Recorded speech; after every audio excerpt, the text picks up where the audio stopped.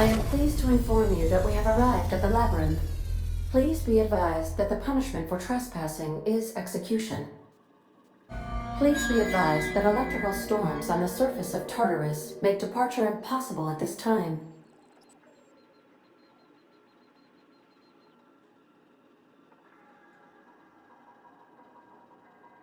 Resident count is as follows: 3,071. Resident deaths, including but not limited to executions, are as follows: 1,684. Resident escapes are as follows: 0. The interior can be chilly. Take a scarf with you, Captain. I would also ask that you leave your captain's ID with me, in the event that you do not return. I can make the assurance that I will not leave with another captain unless you do not return within 876,541,652 hours.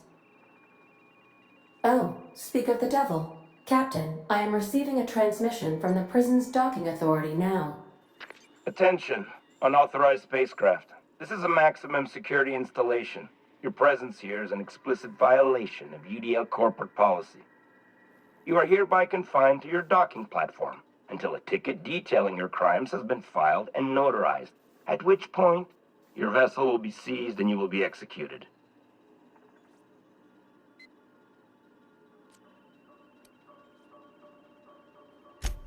UDL does appreciate the courtesy you've done us by delivering yourself here. As a show of our deepest gratitude, we will make your execution quite swift.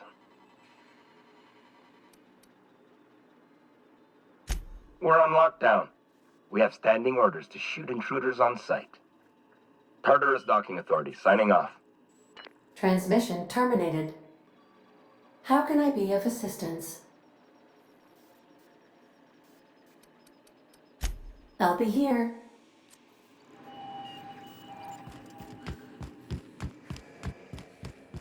Please avoid damaging yourself or others while you're out.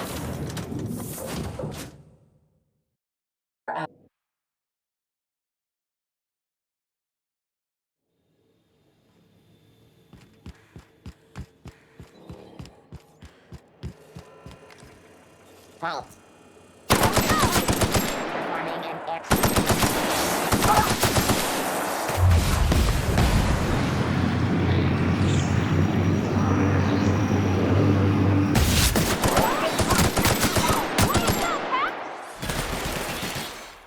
Everyone all right?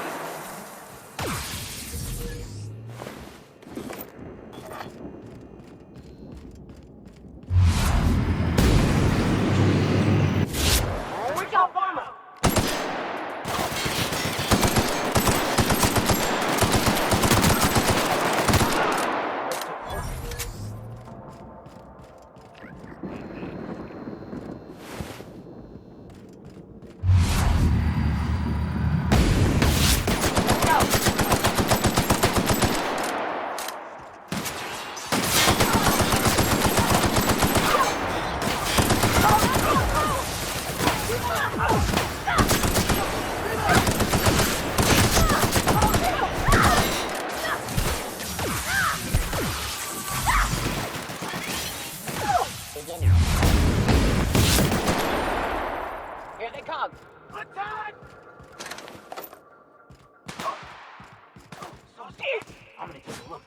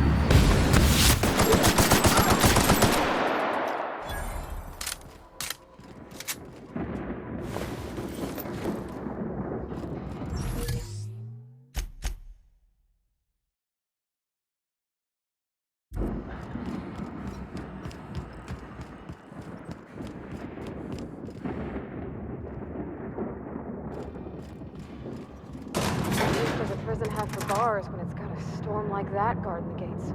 I've got to admit, I'm not too keen on walking into a prison. They lock me up, I'm liable to kill everyone trying to get back out.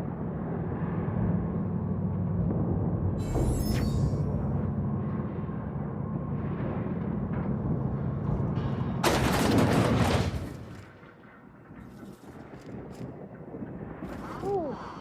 We have a lot of shooting to do, Captain.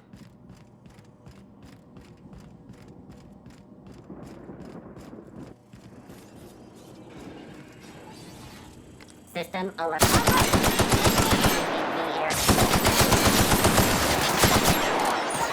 Security.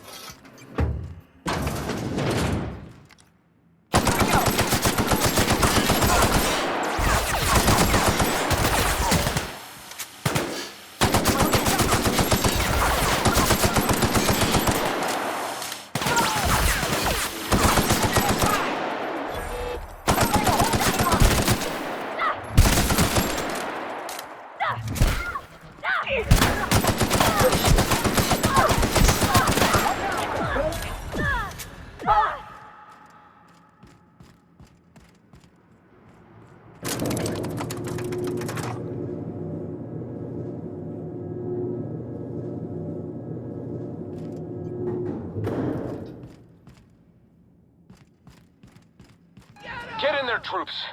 For Monarch. For Halcyon.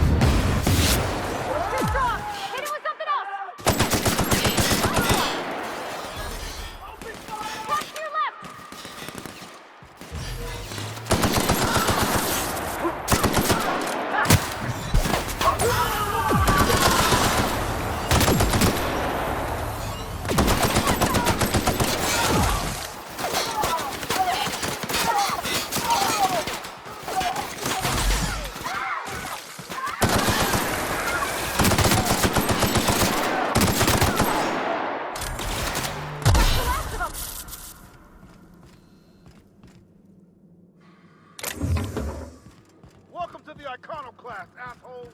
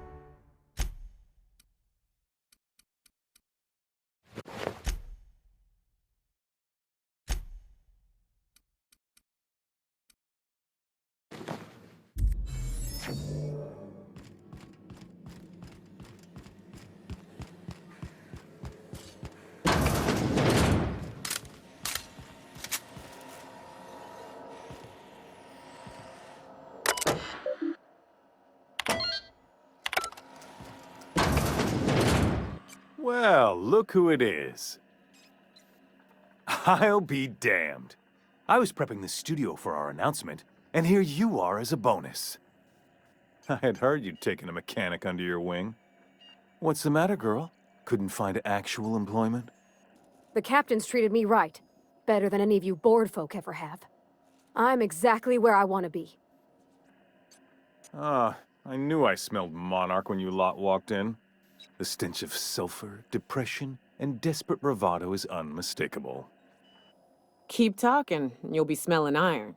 Ain't nobody so important I won't put a bullet in him. When you go off and get yourself shot, try to avoid taking one to the face.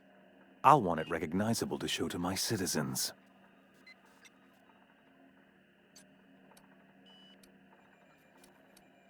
My word! You've correctly identified the most recognizable man in the colony. Remarkable. It's a wonder what Phineas saw in you. Then again, he's an insane person. Thankfully, he's our insane person now. A proper company man.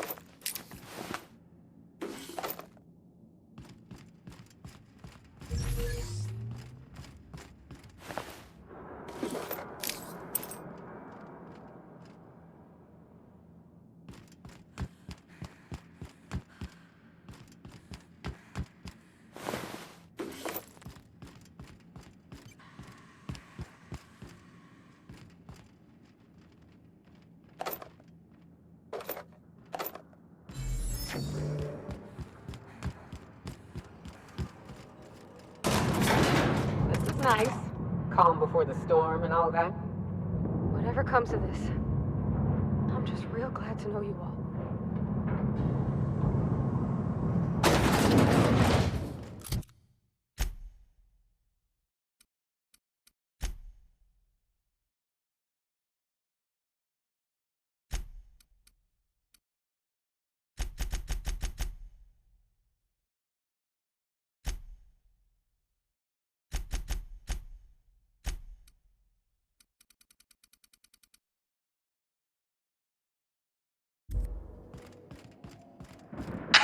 Captain, you have an uncanny talent for complicating my life. You've disrupted the balance of power. You've upset the natural order of things. You've introduced uncertainty, and there is nothing I despise more than uncertainty.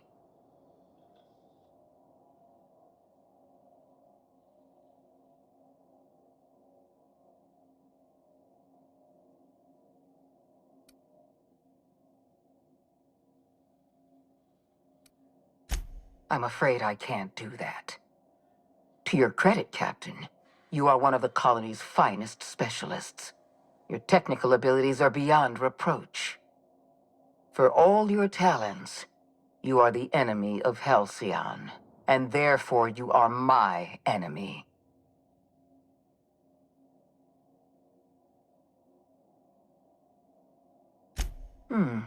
You make a nuanced and compelling argument. Here's my rebuttal. No. Dr. Wells is being held in my custody. His cooperation will prove invaluable, even if I have to beat it out of him. All that's left to do is put down this riot, arrest you, and then get on with the bloody business of saving this colony.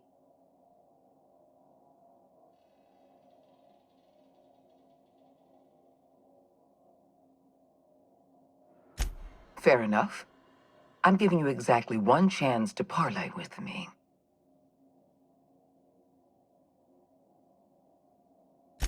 This prison is equipped with an automechanical warden. I've had it programmed to eliminate you on sight and rinse your remains down a drain. And don't worry, I will inform Dr. Wells that you died heroically or something.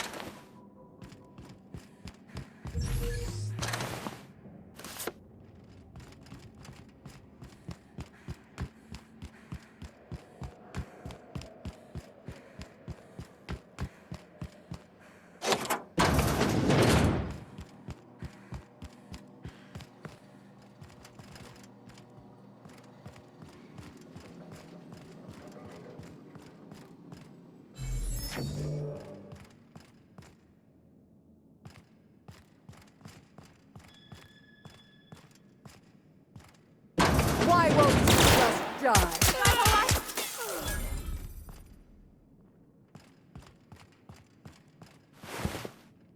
Get me out of here!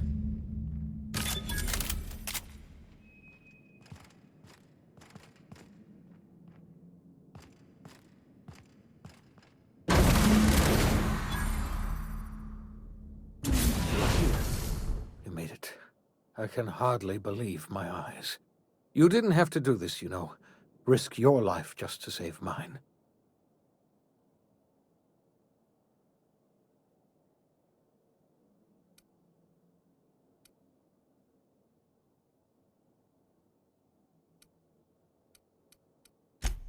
I'm all right. Akande wanted my cooperation, and she was prepared to beat it out of me. If you hadn't arrived, I might have given it. You've left the board in tatters, but Halcyon is still on the verge of starvation. I just hope we're not too late. You and I are going to have to work harder than ever to save Halcyon. I'm afraid the situation is far worse than any of us ever anticipated.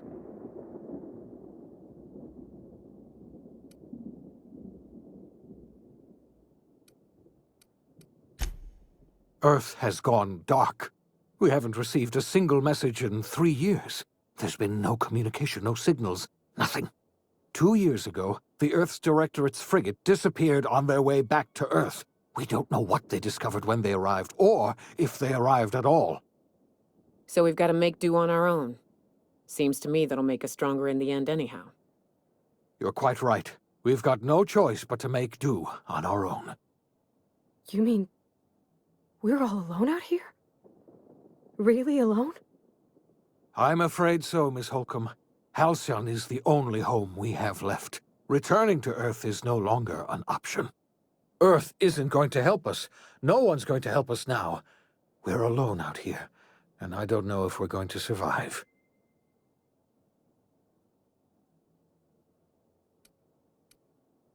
I had hoped your fellow colonists might hold the key to saving Halcyon, but I don't have nearly enough chemicals to revive them all. I'll do what I can. I just hope it's not too late. It's time I return to my lab. I'll try to save as many of the Hope's colonists as I can. You're under no obligation to help me. You've done enough already.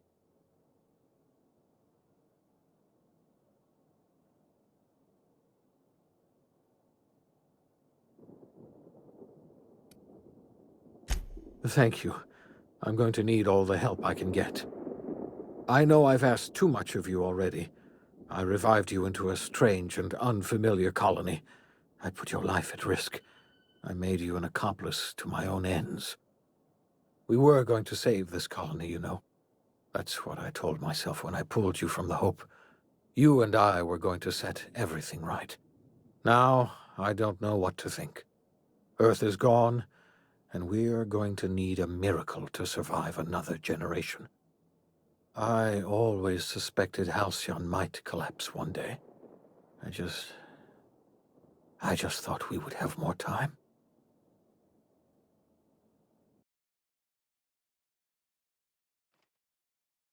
The OSI teaches that everything in the universe happens according to the grand plan. But the stranger that arrived in Halcyon was an unplanned variable. From the moment he landed in Emerald Vale, his actions altered the course of history. The events on Tartarus brought about the end of the board's authority. But the board's mistakes would haunt the colony for decades to come. The damage they left behind would require the work of a generation to repair. Dr. Phineas Wells began reviving a handful of the Hope's colonists. Engineers, scientists, technicians, and intellectuals. They were among the brightest minds the Earth had ever sent out into the stars.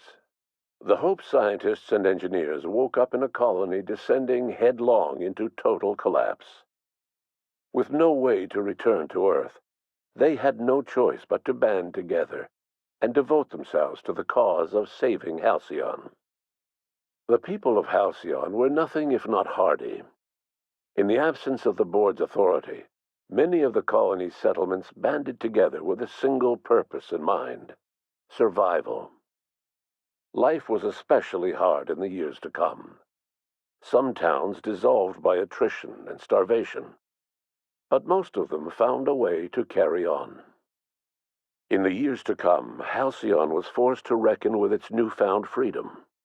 The board was gone, and for better or worse, the colony was responsible for its own destiny. As the colony struggled to survive, the inspirational story of the iconoclasts spread like wildfire, and Graham was able to bring many of the smaller Terra-2 townships into the fold. However, his zealous obsession with spreading the word blinded him to the needs of a growing organization, and the movement was unsustainable at scale. The iconoclast way seemed to work best, and ultimately petered out on Monarch. Adelaide McDevitt replaced Reed Thompson as the leader of Edgewater. She and her followers transformed Edgewater in their image. Anyone loyal to Reed was pressured into leaving town, and those who stayed behind adapted to her way of life. Adelaide transformed the old cannery into a new garden. The nearby Edgewater Cemetery provided a convenient source of fertilizer. As for Reed Thompson, it was said that he lasted exactly 2 days outside the walls of Edgewater. Years later, a marauder was found in possession of his hat. Junlei Tennyson fought to protect the Groundbreakers' independence. While the board's influence faded, mechanical difficulties forced her to rely on parts that only corporations could provide. The cost was high, and time would tell if Junlei could balance the work with her aspirations for a better future. The rediscovery of the Hope and the abandonment of the lifetime employment program forced Byzantium to come to terms with some uncomfortable realities about the state of Halcyon. While Byzantines were reluctant to surrender the luxuries they'd grown accustomed to, the board's diminished authority gave them little choice in the matter. Nearly everyone had to learn to make do with less. Some even had to get jobs. It was a dark time indeed. Life in Halcyon was sobering for Felix Millstone. The grand revolution he dreamed of never came. There was no great awakening for the colony, no celebrations in the streets. There was only the hard, desperate work of trying to repair a broken colony. Felix never had a head for numbers, but if there was labor to be done, he was there to help. Eventually, Felix realized that the work of a revolution was done with 2 hands. After all he'd seen and heard adventuring with you, the vicar Maximilian de Soto renounced his faith and joined the effort to rebuild the colony. Ironically, he finally found the joy that had eluded him over the course of his life, and realized that perhaps he was always meant to be just a simple laborer after all. He quickly dismissed the idea. Though Parvati eventually grew comfortable aboard the Unreliable, she never quite came out of her shell. She seemed to prefer the company of Ada to the crew, and she could often be found neck-deep in cables and grease, telling Ada funny stories from her childhood. While the colony fell into chaos, she found an island of relative peace with Ada, and they formed an unusual bond. She decided to remain aboard the Unreliable permanently as its chief and sole engineer. As hard as she tried to drink them away, Nyoka's memories eventually overcame her. Traveling with the crew served as a constant reminder of the family she'd lost, and so she eventually returned to Monarch to get back to what she found most comfortable: the deep end of a bottle and the far end of a trail. Few have seen her since, but travelers often swear they hear her and her machine gun in the night, screaming swears and spitting bullets. Before his untimely death, Captain Alex Hawthorne had plans to restore and modify, for combat purposes, a sanitation and maintenance automechanical that he'd found in a state of disrepair in Emerald Vale's scrapyard. That unit remains broken down and forgotten in the Unreliable supply closet to this day.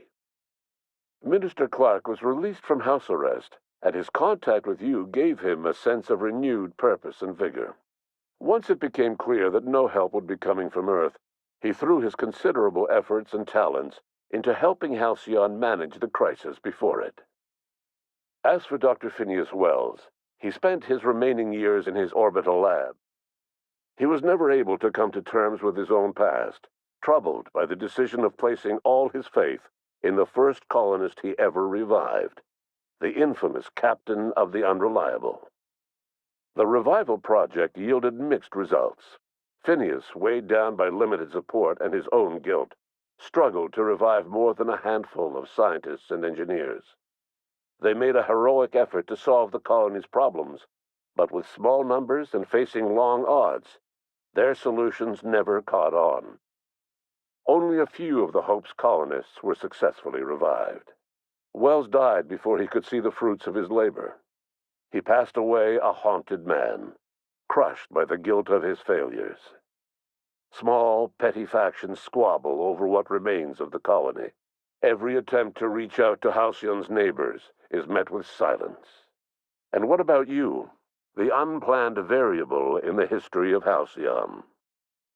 Long after Wells passed away, you carried on his work with more energy, determination, and brilliance than he could ever muster. The years that followed were hard, but Halcyon survived by the efforts of the Hope's most promising colonists, the greatest of which was you. No one knows what's happened to Earth, and no one knows what the future has in store for Halcyon. All we know for certain is this: the name of the Unreliable and that of its intrepid captain will remain the subject of countless stories for years to come.